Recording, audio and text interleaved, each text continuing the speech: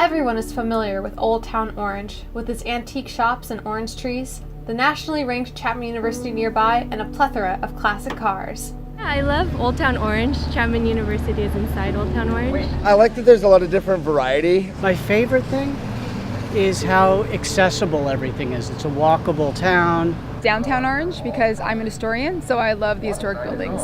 It's a very livable city. I hear a lot of remarks about how pretty the city of Orange is. And also the school, Chapman University. You went there? She went to Chapman? Well, that was my class of reunion. 1955. She graduated from Orange Chapman High School. Among all the young blood the university brings in, there are numerous landmarks of real historical significance hiding in plain sight. It's not called Old Town for nothing.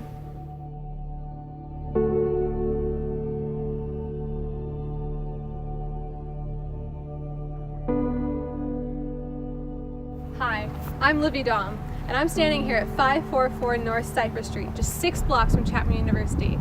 Now, this building has been renovated, the walls painted over, and given a fresh parking lot. But in 1928, it was the last standing segregated school in Southern California.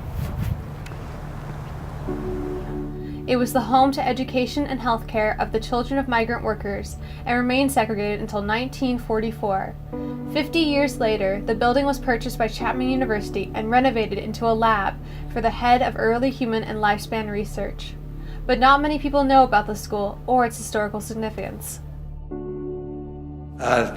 When Chapman University was expanding to some degree, it consumed the area of Cypress Street.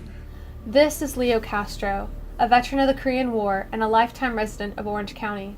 Most of his education was done in segregated schools, and he has faced some of the worst discrimination this country has to offer. My brother-in-law was wounded, World War II, never received a Purple Heart, never recognized. It's on his record, but they never offered him that award, which was very, very important. And we were always rejected to buy a house in the city of Orange. And to this day, we have always been very, very bitter, but we have lived with that bitterness and have made our goal to, that was life, that's what we lived through. But for some families, the bitterness is outweighed by happy memories. This is Philip Colleen, who attended the school back in 1943. There was nothing, we all had fun, little kids, you enjoy, you play around, you play softball, basketball, all this in the fields. We were, one good thing coming to this school, the teachers, there was one particular teacher, Mrs. Robinson, she used to ride a bike, and all the kids the boys would fight, because they wanted to ride her bike, she would leave her bike here, and she would pick one kid, and the kid was supposed to bring the bike to the back, but before he brought the bike in, he would go around, make wheelies, and all the other kids would follow them. But there was Mrs. Robinson, and everybody, I never forgot that we all, as soon as she came with her bike, it was a lady's bike, and it was kind of funny that we all fought for that bike, They were trying to tear down the Orange Valley Historical Society decided to try to challenge that and turn it into a historical building. They were given a room in the schoolhouse, which is now a tribute to the history of the neighborhood. It is filled with photos collected from many families by a librarian, Nora Jacobs. It is continued and curated by Lizeth Martinez, and you can explore it online. They remember their families, they remember where they went to school, they remember certain cars. I mean, you just show them a picture and they remember that moment. And that's so awesome about photography or photographs in general, is that instantly that moment just resonates and you remember like you were there already.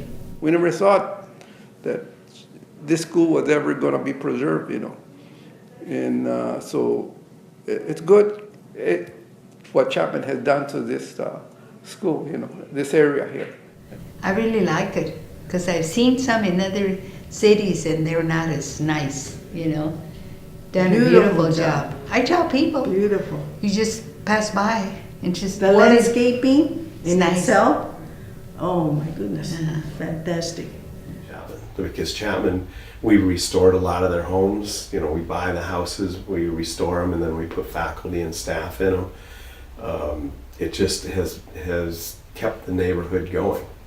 Jack Rubolt is the Vice President of Community Relations at Chapman University. The house he now lives in was a historical restoration done by Chapman with extreme attention to detail. So this is all original in here. These are the original floors from 1911. Our residents in the barrio, in Old Town, that just feel Chapman's too big. And I think what we have to keep in mind is a lot of them didn't go to a university, so they don't know everything a university brings. But the majority of the people, I can't go anywhere without somebody telling me they love Chapman, or their son went to Chapman, or their mother went to Chapman, or whatever.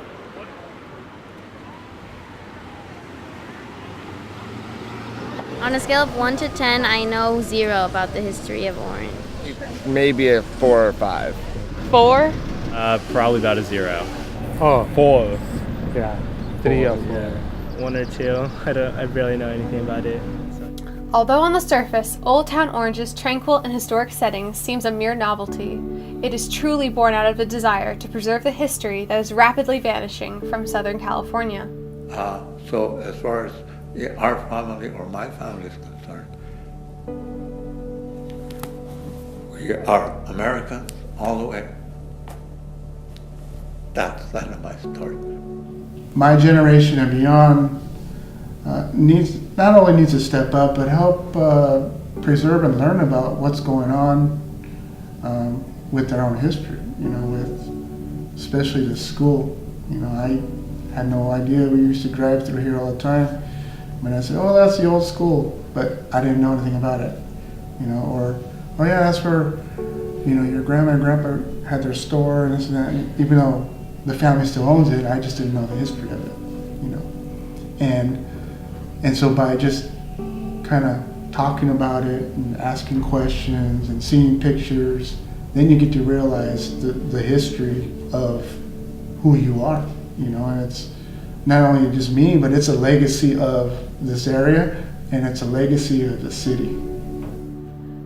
The schoolhouse exists because of the strong desire to preserve the history, heritage, and culture of the city of Orange.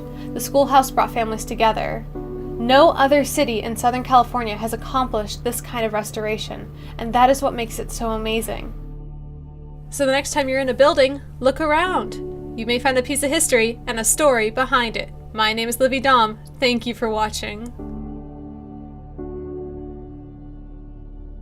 If you'd like to explore more photos, you can browse the database through Shades of Orange on the Orange City Library's website.